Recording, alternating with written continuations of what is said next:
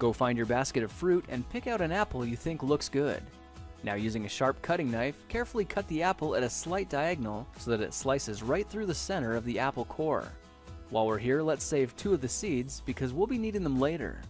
Now that we've got our 2 halves, let's take the side that still has the bottom attached and place it face down on a cutting board. We'll need to place 2 butter knives perpendicular with the top and bottom of the apple. Now we can carefully cut down along one side of the apple core until the knife bottoms out on our makeshift spacers, then use the spacers as a guide to gently cut in from the side. When the 2 cuts meet, you'll have an apple wedge that pops right out. And while we're here, let's cut a piece from the other side the same way.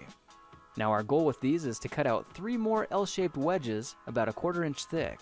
And this time, rather than cutting in sideways toward your fingers, try turning the piece over so you can cut downward and meet the first cut at the bottom. Now with a little wiggle, a new apple wedge should break free. If you repeat the process 2 more times, then stagger the pieces back together, the effect is a beautifully layered wing. Now just cut the other piece the same way and your swan's body should look like this. To make a place for the head, all we need to do is carefully cut into the front of the body and gently lift the pieces out to reveal a clean and fairly deep groove. At this point, we can go ahead and grab the other half of the apple and place it between the butter knives like before, but this time we're just going to use them as spacers to cut an even slice off the bottom. You can see that repeating this process 3 or 4 times gives us a nice variety of shapes and sizes. Now look for a piece that resembles a heart that's been slightly flattened on top. All it takes to form the swan head is 3 strategic cuts with a knife.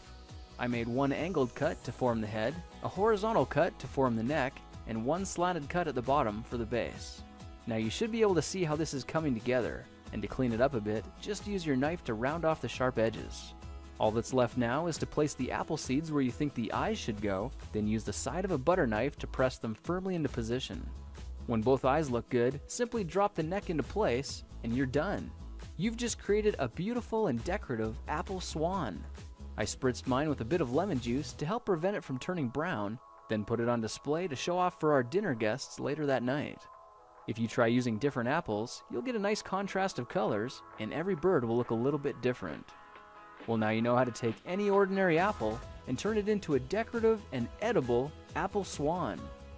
If you like this project, perhaps you'll like some of my others. Check them out at thekingofrandom.com.